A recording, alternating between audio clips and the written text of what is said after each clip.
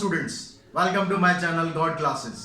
तो बच्चों, आज का जो वीडियो है बड़ा इंपॉर्टेंट वीडियो है। बहुत इंपॉर्टेंट टॉपिक आज हम डिस्कस कर रहे हैं, that is called limit and continuity. Limits के बारे में जब हम बात करते हैं, लिमिट्स सुनने में बहुत छोटा है, लिखने में बहुत छोटा है, लेकिन इसके काम बहुत बड़े बड़े हैं। यानी अगर लिमिट आपको बच्चों समझ में नहीं आया कि लिमिट क्या है, तो डेफिनेटली आपको कंटिन्यूटी या डिफरेंशिएशन करने में बहुत बहुत प्रॉब्लम आएगी। तो लिमिट्स को जरा ध्यान से समझते हैं कि लिमिट एक्चुअली क्या होता है, क्यों हमें इसकी ज़रूरत पड़ती है, क्या इसका कंसेप्ट है और क्या ये ज़रूरी है। तो इसको समझने के लिए हम स्टार्ट करते हैं फंक्शन से। फंक्शन के ऑलरेडी वीडियो में अपलोड कर चुके हैं और आई थिंक आप ऑलरेडी इनको देख भी चुके होंगे, फंक्शन को समझ चुके होंगे फंक्शन क्या होता है। तो मैं स्टार्ट करता हूँ। मान लो आपके पास कोई फंक्शन है x+2। अब यहाँ पर कहता है कि अगर आप डोमेन इसका लो एट x=1 अगर हम यहाँ पर लेते हैं, तो उस केस में जो fx है, जो इसका फंक्शन है, इसकी वैल्यू क्या होगी। तो उसके लिए सिंपली आपको करना क्या होता है, बस यहाँ पर x को आपको 1 से रिप्लेस करना है, तो आपकी वैल्यू आ जाएगी 3। अब ये 3 जो वैल्यू आती है, इसको हम बोलते हैं इसकी फंक्शनल वैल्यू है। तो ये होगी इसकी फंक्शनल वैल्यू। लेकिन अगर हम इसकी लिमिटिंग वैल्यू फाइंड करनी है, अगर क्वेश्चन में आता है कि what is the limit x tends to 1 for this function x+2, तो उस केस में क्या है और इसका मतलब क्या है। देखो, इसको अगर हम सॉल्व करेंगे, तो अभी मैं सिंपल बिल्कुल तरीके से लेके चल रहा हूँ। इसको सॉल्व करना है, सॉल्व करने के लिए क्या करना है, इसकी जगह आपको 1 पुट करना है, 1 + 2 = 3। लेकिन ये जो वैल्यू होती है, इसको हम बोलते हैं लिमिटिंग वैल्यू। तो जब हम ऐसे निकाल ही सकते हैं, हम सीधा x की जगह वैल्यू पुट कर सकते हैं, बस इसके नाम अलग है, फंक्शनल वैल्यू, लिमिटिंग वैल्यू। तो लिमिट का कंसेप्ट क्या इतना ही है? नहीं, बहुत बड़ा कंसेप्ट है। अब उसको समझते हैं हम कि लिमिट का कंसेप्ट क्या है। अब यहाँ पर जो फंक्शन हमने लिया था, वो फंक्शन ऐसा था कि आप उसमें कोई भी डोमेन अप्लाई कर सकते हो। ऑल रियल नंबर यहाँ पर डोमेन है। डोमेन और रेंज आई थिंक आपको अच्छी तरह क्लियर होंगे क्या डोमेन और रेंज होते हैं। लेकिन कुछ फंक्शन ऐसे भी तो होते हैं जहाँ पर कुछ पर्टिकुलर डोमेन एग्जिस्ट नहीं करते। तो वहां पर हम क्या करेंगे, जब उसको वैल्यू को निकालेंगे, वैल्यू को निकालने के लिए हम क्या करेंगे, लिमिट की हेल्प लेंगे। अब यहाँ पर जब आप लिमिट लिख रहे हैं x टेंड्स टू 1, इसको क्या बोलते हैं, इसको बोलते हैं टेंड्स टू। मतलब ये है कि आप x जो 1 है, 1 की तरफ अप्रोच कर रहे हो। 1 नहीं है उसकी वैल्यू। जैसे ये नंबर लाइन है आपके पास, यहाँ पर वैल्यू 1 है, तो यहाँ पर लिमिट x टेंड्स टू 1 का मतलब है कि x की वैल्यू 1 नहीं है। जैसे आप यहाँ फंक्शन में रख रहे हो, x की वैल्यू हम 1 की तरफ अप्रोच कर रहे हैं, हम 1 की तरफ बढ़ रहे हैं। अब बढ़ आप कैसे सकते हो, बढ़ आप यहाँ से भी सकते हो, बढ़ आप यहाँ से भी सकते हो। यहाँ से अगर हम बढ़ते हैं, तो इसको हम बोलते हैं लेफ्ट हैंड लिमिट। और अगर यहाँ से हम इसको बढ़ते हुए आते हैं, तो इसको हम बोलते हैं राइट हैंड लिमिट। तो इसको जब आप लिमिट की फॉर्म में एक्सप्रेस करते हो, तो कैसे इसको हम लिखते हैं, लिमिट x टेंड्स टू 1, तो इसके ऊपर माइनस का साइन लगा देते हैं। इस माइनस का साइन का मतलब ये नहीं कि 1 की वैल्यू माइनस में है। इस 1 साइन, इसका माइनस साइन का मतलब है कि आप 1 की तरफ बढ़ रहे हो from left hand side, left hand limit. अगर हम यहाँ से इसको बढ़ते हैं, तो इसको हम लिखते हैं लिमिट x टेंड्स टू 1, फिर इसके ऊपर लगा देते हैं प्लस। इसका मतलब है कि आप इसमें राइट हैंड साइड से बढ़ते हैं। इसको हम बोलते हैं राइट हैंड लिमिट, इसको बोलते हैं लेफ्ट हैंड लिमिट। तो ये लिमिट का जो कंसेप्ट है, वो समझते हैं कि लिमिट की हमें ज़रूरत क्यों है। जैसे मैंने ऑलरेडी अभी आपको बताया कि कुछ फंक्शन ऐसे होते हैं जो किसी एक पर्टिकुलर डोमेन पर एग्जिस्ट नहीं करते हैं। सपोज आपके पास कोई फंक्शन है fx = x² - 1/x-1। अब अगर मैं आपसे यहाँ पर पूछूं कि भाई इस फंक्शन की आप वैल्यू बताओ एट x = 1, अगर आपको डोमेन और रेंज का कंसेप्ट क्लियर है बिल्कुल, तो आप फटाफट बता दोगे सर x = 1 पर तो ये एग्जिस्ट ही नहीं करेगा। क्यों नहीं करेगा एग्जिस्ट? क्योंकि जब आप डिनोमिनेटर में 1 पुट करोगे, तो 1 - 1 तो आंसर आ जाएगा डिनोमिनेटर में 0, और डिनोमिनेटर 0 आ गया, दैट मीन्स ये क्या होता है, नॉट डिफाइंड। यानी ये फंक्शन ही आपको यहाँ पर डिफाइन नहीं कर रहा 1 पर। तो अगर हम इसकी वैल्यू 1 पर चाहते हैं कि भाई हमें इसको पता करें कि अगर 1 पर देखो वैल्यू नहीं मिल रही है, तो उसकी अगर हम थोड़ा सा कम कर दें या थोड़ा सा ज़्यादा कर दें, तो उस पर क्या वैल्यू होगी। जो उसके थोड़ा सा कम या थोड़ा सा ज़्यादा करेंगे हम, तो लगभग वैल्यू वही बराबर ही होगी। तो हम ये पता करने की जब कोशिश करेंगे, तो उसके लिए हम यूज़ करेंगे यहाँ पर लिमिट के कंसेप्ट। अब लिमिट के कंसेप्ट को, क्योंकि अब ये पता लग गया आपको कि डोमेन है इसका, वो ऑल रियल नंबर है, लेकिन 1 यहाँ पर आप नहीं रख सकते, यानी 1 पर वैल्यू नहीं निकल सकती। तो हम 1 पर वैल्यू नहीं निकालते, हम क्या करते हैं, उनके जो स्लाइटली नेबरहुड पॉइंट है, जो उसके बिल्कुल पड़ोस में जो पॉइंट है, उन पर वैल्यू निकाल के देखते हैं। अब उन पर वैल्यू अगर निकाल के देखेंगे तो देखो क्या क्या आएगी। टेबल बना लेते हैं कि हम, एक ये टेबल आ गई आपके पास, इसमें आपने x की वैल्यू पुट करी, fx की वैल्यू पुट करी, यहाँ पर हम वैल्यू पुट कर लेते हैं 0.9, ठीक है, 1 से थोड़ा सा कम करा। थोड़ा सा हम और बढ़ते हैं, हम क्या बढ़ रहे हैं, हम इस तरफ बढ़ना चाह रहे हैं, जैसे यहाँ मान लो 0.9 है, थोड़ा सा मैंने दूर लिया है समझाने के लिए, बाकी जो पॉइंट होते हैं बिल्कुल नेबरहुड पॉइंट होते हैं। थोड़ा सा मैं आगे और बढ़ूंगा, यहाँ पर मैंने ले लिया 0.99, x की वैल्यू 0.99, थोड़ा सा और आगे बढ़ते हैं 0.999। इस तरह से हम क्या कर रहे हैं, x की तरफ बढ़ रहे हैं। अब x की तरफ अगर बढ़ रहे हैं तो fx की वैल्यू में क्या चेंजेस हो रहे हैं उसको समझते हैं। fx की वैल्यू में देखो, अब fx की वैल्यू निकालने के लिए आपको यहाँ पर ये पुट करना पड़ेगा। मैं ऐसा करता हूँ, इसको यहाँ पर पुट ना करके थोड़ा सा इसको सिंप्लीफाई कर लेता हूँ ताकि हमारी कैलकुलेशन आसान हो जाए। तो fx को हम ऐसे भी लिख सकते हैं, x माइनस 1 x प्लस 1, इसकी हमने आइडेंटिटी ऊपर यूज कर ली, x माइनस 1 से कैंसिल, x प्लस 1 आ गया। अब ये आपका fx आ गया। अब 0.9 आप यहाँ पर पुट करेंगे तो ये क्या आ जाएगा 1.9, फिर 0.99 पुट करेंगे तो क्या आ गया 1.99, यहाँ पर फिर आपने 0.999 पुट किया तो आ गया 1.999। यानी आप यहाँ से ही समझ पा रहे हैं कि जैसे जैसे आप x की वैल्यू 1 की तरफ बढ़ते जा रहे हो, fx की वैल्यू आपकी किसकी तरफ बढ़ती जा रही है, 2 की तरफ बढ़ती जा रही है। हो रहा है ना, हो रहा है ऐसा। यहाँ पर देखो x की वैल्यू जैसे जैसे आप 1 की तरफ बढ़ रहे हो, fx की वैल्यू आपकी किसकी तरफ बढ़ रही है, 2 की तरफ बढ़ती जा रही है। अगर हम राइट हैंड से बात करें, अगर हम इधर से आए, हम इधर से आते जा रहे हैं, अब इधर से आएंगे तो हम क्या करते हैं, यहाँ पर भी एक टेबल बना लेते हैं, fx की वैल्यू और x की वैल्यू लेते हैं। अब यहाँ पर x की वैल्यू ले लेते हैं हम पहले 2.1, यहाँ पर मान लो वैल्यू है 2.1, सॉरी 1.1।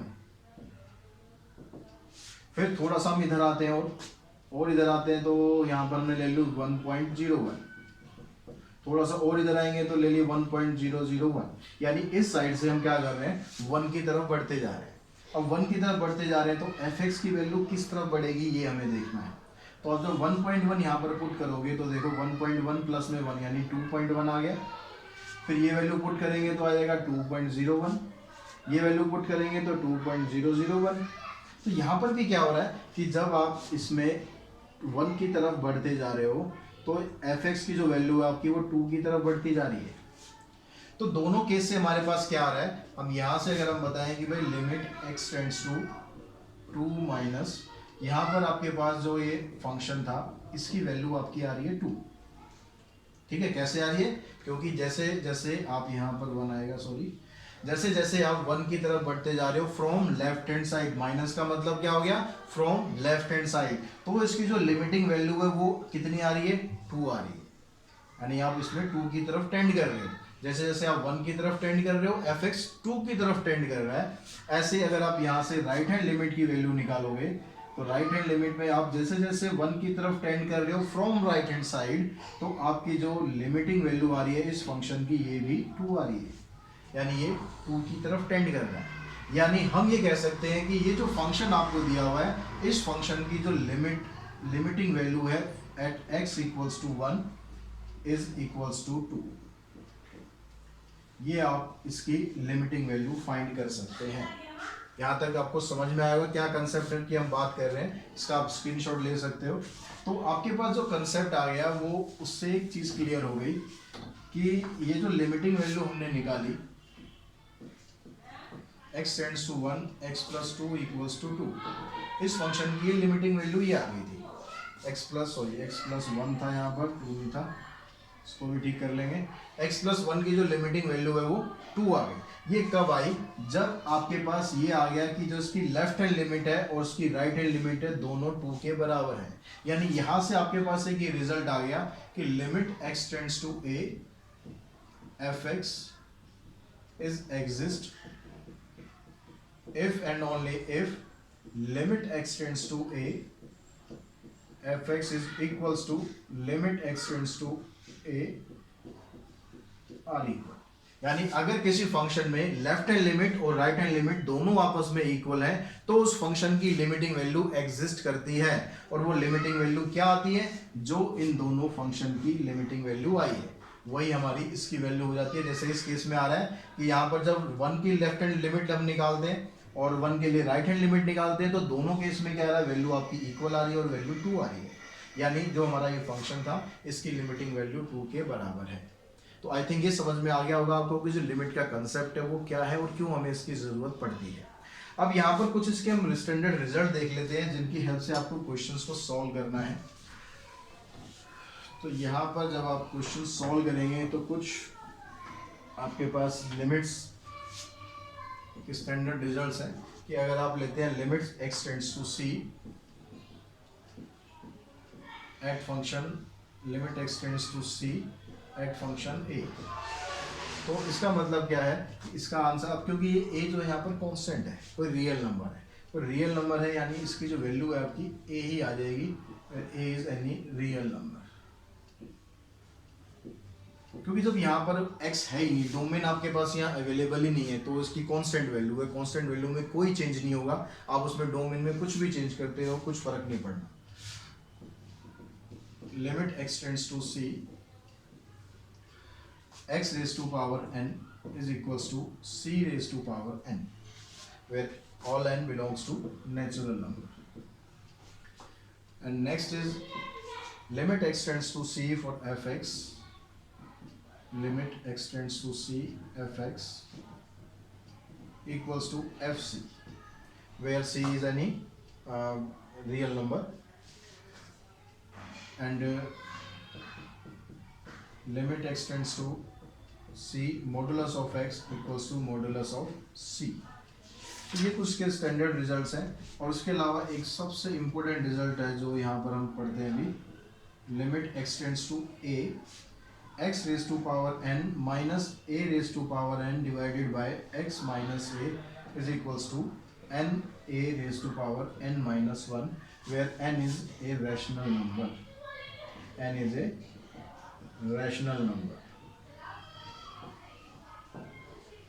तो ये आपके पास एक बहुत इंपॉर्टेंट रिजल्ट है। हम इसके प्रूफ की हम बात नहीं कर रहे हैं अभी, हम इसको सिर्फ अप्लाई करेंगे। ये फार्मूला एक हो गया आपके पास कि अगर आपके पास लिमिटिंग वैल्यू फाइंड करनी है, लिमिट एक्स टेंड्स टू ए, और आपका जो फंक्शन है वो इस फॉर्मेट में दिया हुआ है, तो डायरेक्टली आप इसका आंसर ले सकते हैं n a raise to power n minus 1, where n is any natural number. Algebra of limit की अगर बात करें बच्चों तो उसमें कुछ पर्टिकुलर प्रॉपर्टीज होती हैं जिन्हें आपको ध्यान रखे हैं।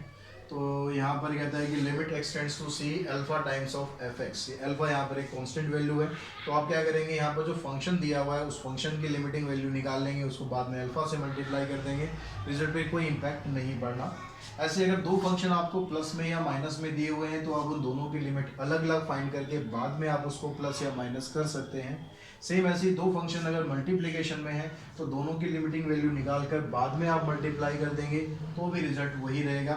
सेम यहाँ पर डिवीजन में प्रोसेस फॉलो करना है कि यहाँ पर दो फंक्शन डिवीजन में है तो आप दोनों की लिमिटिंग वैल्यू अलग अलग फाइंड कर लें, बाद में उसको डिवाइड करें। रेसिप्रोकल फंक्शन में भी ऐसे ही है, रेसिप्रोकल फंक्शन में अगर डिनोमिनेटर का आप पहले लिमिटिंग वैल्यू निकाल लें, बाद में उसको ऐसे एक्सप्रेस करेंगे तो भी रिजल्ट पे कोई फर्क नहीं पड़ेगा। और लिमिटिंग यहाँ पर ये f x raise to power n power function है, तो इसमें आप पहले लिमिटिंग वैल्यू निकाल लेंगे एफ एक्स की, बाद में उसकी पावर दे देंगे तो भी उसमें कोई फर्क नहीं पड़ेगा। अब ये तो बेसिक अलजेब्रा ऑफ लिमिट थी। अब यहाँ पर हम पढ़ते हैं evaluation of limits of algebraic function, कि जो अलजेब्रिक फंक्शन है उसमें लिमिट्स की वैल्यू आप कैसे कैसे फाइंड कर सकते हो। अब ये लिमिट की वैल्यू फाइंड करने के लिए आपके पास टोटल यहाँ पर 4 मेथड है अलजेब्रिक फंक्शन के लिए। सबसे पहला मेथड है direct substitution, method of direct substitution. तो डायरेक्ट सब्स्टिट्यूशन में क्या करना है आपको, आपके पास जो भी फंक्शन होगा वो फंक्शन कुछ इस तरीके का होगा कि आप उसमें डायरेक्ट वैल्यू अप्लाई कर सकते हैं। जैसे आपके पास एक फंक्शन दिया हुआ limit x tends to 4x plus 3 upon में x माइनस 2। तो यहाँ पर क्या हो रहा है, आप यहाँ पर डायरेक्ट वैल्यू अप्लाई कर दो, x की जगह यहाँ पर 4 अप्लाई करो, 4 इंटू में 4 प्लस 3 डिवाइडेड बाय 4 माइनस 2, तो कितना आ गया 16 प्लस 3 डिवाइडेड बाय 2 यानी 19 बाय 2। तो यहाँ से हमने सिंपल लिमिटिंग वैल्यू इसकी निकाल ली कि 19/2 आई। तो दूसरा मेथड होता है इसका, दूसरा मेथड होता है method of factorisation, method of factorisation, यानी जहां पर आप ये डायरेक्ट वैल्यू अप्लाई नहीं कर सकते, डायरेक्ट सब्स्टिट्यूशन नहीं कर सकते, तो वहां पर आप मेथड ऑफ फैक्टराइजेशन अप्लाई कर सकते हो। जैसे अगर आपके पास कोई लिमिट दी हुई है x टेंड्स टू 2 और फंक्शन दिया हुआ है यहाँ पर 3x² minus 2x minus 10 divided by x² minus 4, x² minus 4। अगर आप यहाँ पर देखो कि अगर डायरेक्ट सब्स्टिट्यूशन करने की कोशिश करेंगे तो क्या हो पाएगा। डायरेक्ट सब्स्टिट्यूशन देखो, अगर आपने यहाँ पर करा x की वैल्यू 2 यहाँ पुट करी तो 2 का स्क्वायर 4 हो गया, 4 माइनस 4 डिनोमिनेटर क्या आ गया 0 आ गया। डिनोमिनेटर का 0 आ गया, दैट मीन्स आप डायरेक्ट सब्स्टिट्यूट नहीं कर सकते। तो हम इसमें देखते हैं कि क्या हम ऊपर नीचे कुछ ऐसा सिंप्लीफाई कर सकते हैं, कुछ फैक्टर इसके बन सकते हैं जिससे कि ये लिमिटिंग वैल्यू हमारी निकल सके। तो यहाँ पर ऊपर देखो आप स्प्लिटिंग मिडिल टर्म कर सकते हो, 10 3 30, 30 के फैक्टर बनाएंगे जिससे -1 आ जाए। तो हमने इसके फैक्टर बना लिए 3x² माइनस 6 और प्लस 5। नीचे हमने क्या किया, a² माइनस b² की आइडेंटिटी में इसको कन्वर्ट कर दिया। ऊपर 3x कॉमन आ गया, x minus 2 plus 5 common, x minus 2, नीचे आ गया x माइनस 2 इंटू में x प्लस 2। अब ऊपर जो आपके पास फैक्टर्स आए, कौन कौन से दो फैक्टर आ गए, एक तो आ गया 3x प्लस 5 और एक आ गया x माइनस 2। दूसरा फैक्टर आ गया x minus 2 and x plus 2, इससे ये कैंसिल हो गया। अब ये कैंसिल होने के बाद ये देखो, अब जो फंक्शन आपके पास आएगा क्या उसमें आप वैल्यू अप्लाई कर सकते हो। अब देखो यहाँ पर अगर x की वैल्यू आपने नीचे 2 अप्लाई करी तो नीचे 0 नहीं आ रहा है। 0 अगर नहीं आ रहा यानी आप अप्लाई कर सकते हो। डायरेक्ट सब्स्टिट्यूशन आपको तभी करना है जब डिनोमिनेटर उसका 0 ना आए। किसी भी तरह का क्वेश्चन दे रखा हो, अगर डिनोमिनेटर 0 नहीं है डायरेक्ट अप्लाई कर दो। तो डायरेक्ट अप्लाई करेंगे, यहाँ पर अब क्या आया 3 इंटू में 2 प्लस में 5, नीचे 2 प्लस 2, तो आएगा 6 प्लस 5/4, दैट मीन्स 11/4, ये इसकी वैल्यू आ जाएगी। तो ये दो मेथड ये हो गए। इसके अलावा जो और मेथड होता है, एक होता है मेथड ऑफ रैशनलाइजेशन। तो इसका भी हम एक क्वेश्चन कर लेते हैं, मेथड ऑफ रैशनलाइजेशन का।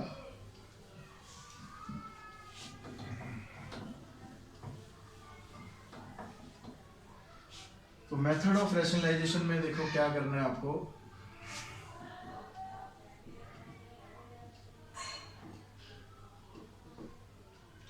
अगर आपके पास कोई स्पेसिफिक क्वेश्चन आ गया, limit x tends to 0, limit x tends to 0, 1 plus 3x,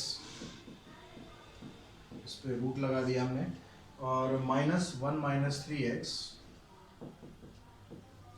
divided by x। तो ये क्वेश्चन है। अब इसमें आपको पता कैसे चलेगा कि भाई आपको रैशनलाइज लगाना है। सबसे पहले आप हमेशा डायरेक्ट सब्स्टिट्यूशन करके देखेंगे। डायरेक्ट सब्स्टिट्यूशन हो गया, सीधा वो लगा देंगे। अगर वो नहीं होता है फैक्टराइजेशन करके सोचेंगे। अब फैक्टराइजेशन देखो, यहाँ पर कुछ ऐसा तो है नहीं कि आप उसको फैक्टराइज कर पाओ। यहाँ पर जो रूट वाली टर्म है, अगर यहाँ पर आप डायरेक्ट सब्स्टिट्यूट करते तो नीचे 0 आ रहा है, फैक्टर कुछ बन नहीं रहा, तो हम इसमें क्या करते हैं, रैशनलाइज करके देखते हैं। अब रैशनलाइज में ज़रूरी है कि जो रूट वाली टर्म्स है वो ऊपर हो, वो नीचे भी हो सकती है, आप जैसे मर्जी कर सकते हो उसे। तो हमारा जो काम है मेन ये है कि भाई इसको इस तरह की वैल्यू में कन्वर्ट करना कि हमारा डिनोमिनेटर 0 ना आए, बस ये आपका पर्पस है। तो इसके लिए हम क्या करते हैं, रैशनलाइज करते हैं न्यूमरेटर को। तो रैशनलाइज करने के लिए मल्टीप्लाई करेंगे, बीच में प्लस साइन ले लेंगे, डिवाइडेड बाय x, और डिनोमिनेटर में भी यही सेम टर्म ले लेंगे, उससे बैलेंस करने के। रैशनलाइजेशन का तो टॉपिक आपको अच्छी तरह आता ही होगा, क्या करना होता है। अब यहाँ पर देखो a माइनस बी और a प्लस बी, ये आइडेंटिटी यूज हो रही है। तो आइडेंटिटी के हिसाब से क्या हो जाएगा, a का स्क्वायर होगा,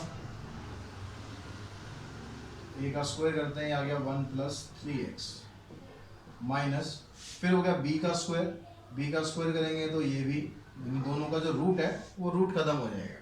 नीचे आपके पास क्या करना है, नीचे कुछ मल्टीप्लाई नहीं करना, एज इट इज आपको लिखा हुआ रहने देना है, अभी कुछ नहीं करना है।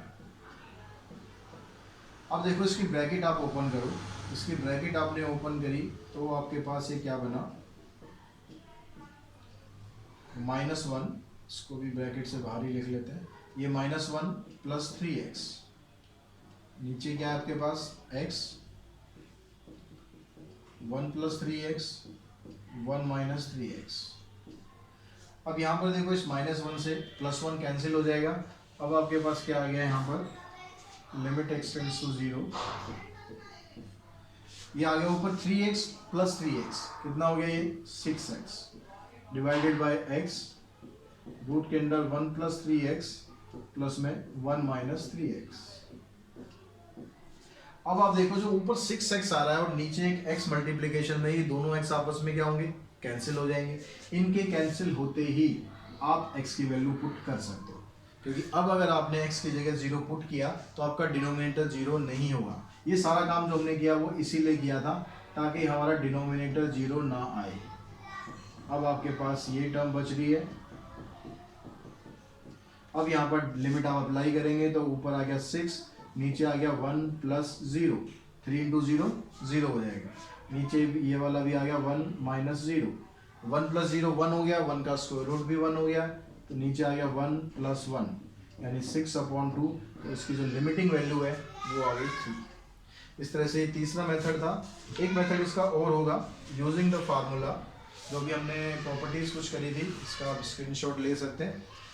जो आपने प्रॉपर्टीज अभी करी थी स्टार्टिंग में, उसमें जो सबसे लास्ट प्रॉपर्टी थी, इसमें मैंने आपको बताया भी था, बहुत इंपॉर्टेंट प्रॉपर्टी है। कौन सी, यूजिंग द फार्मूला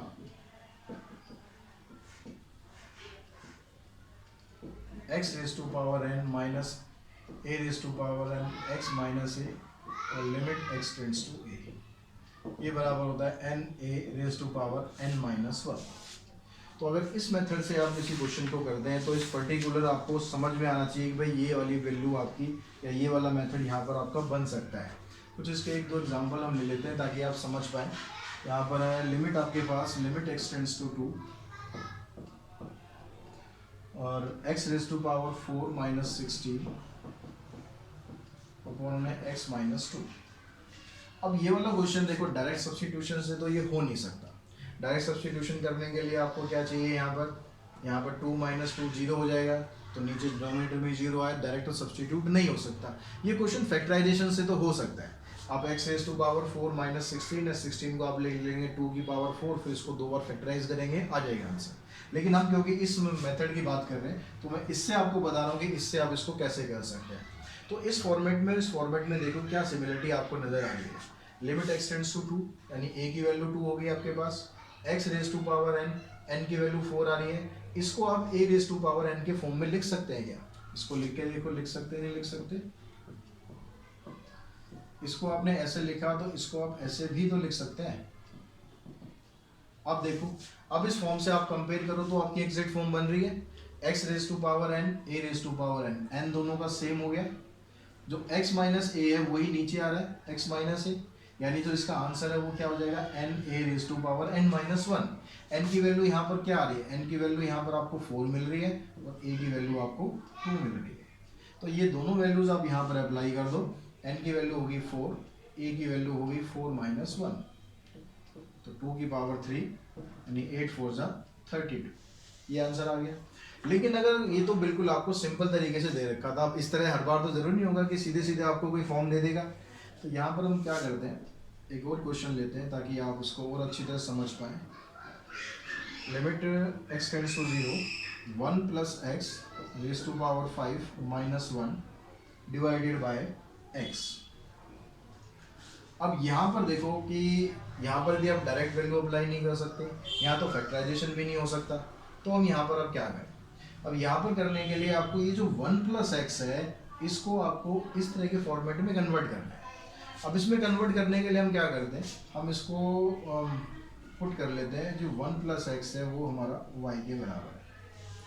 और 1 प्लस एक्स अगर y के बराबर हो गया तो उस केस में क्या होगा, आपकी जो लिमिटिंग वैल्यू है ये निकालने के लिए यहाँ पर देखो ये 1 प्लस एक्स है, इसकी जगह आ गया y raise to power 5 minus 1, नीचे आपके पास x है तो x की वैल्यू आप यहाँ से निकालेंगे तो ये हो जाएगा y माइनस वन, एक्स की वैल्यू होगी y माइनस वन।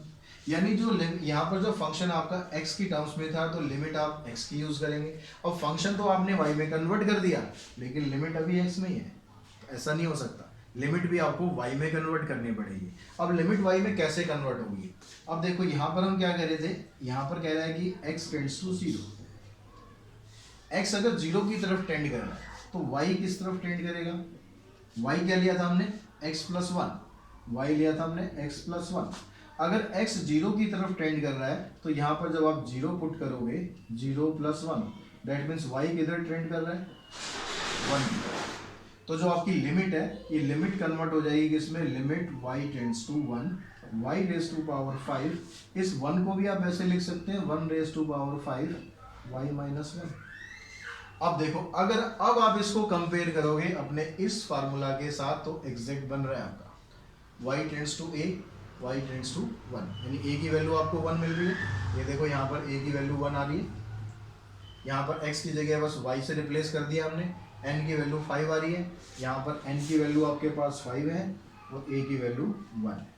तो ये फार्मूला अप्लाई कर दो कि 5 1 raise to power n 5 minus one, यानी 5 इंटू वन, आपकी वैल्यू आ गई 5। क्लियर हुई बात, अच्छी तरह से समझ में आ गए होंगे दोनों। ये तीन चार तरीके जो बताए हैं इसी से ही आपको मोस्टली क्वेश्चन जो है वो सॉल्व करने हैं। तो आज की इस वीडियो में हमने जो इसका बेसिक था लिमिट का वो समझने की कोशिश करी कि लिमिट क्या होती है, कंसेप्ट लिमिट का क्या होता है, किस तरह से आप इसको क्वेश्चंस में यूज करेंगे। अगले वीडियो में मैं एक्सरसाइज करेंगे इसकी 10.1 फ्रॉम ML अग्रवाल। अगर आपके पास वो बुक है तो वेल एंड गुड, अगर वो बुक नहीं भी है तो भी ऐसी कोई दिक्कत नहीं है, क्वेश्चन मैं यहाँ पर आपको लिख दूंगा ताकि आप उसको कंपेयर कर सकें। आपके पास कोई भी बुक हो सभी में लगभग क्वेश्चन एक जैसे ही होते हैं। तो ये वीडियो आपको पसंद आ रही है, मेरा जो बताया हुआ तरीका आपको पसंद आता है तो वीडियो को लाइक करें, शेयर करें, साथ ही चैनल को सब्सक्राइब जरूर करें और बेल आइकन को प्रेस करके रखें ताकि आगे आने वाली वीडियोस भी आपको कंटिन्यूअसली मिलते रहे। आज के वीडियो में इतना ही। Thanks to all of you.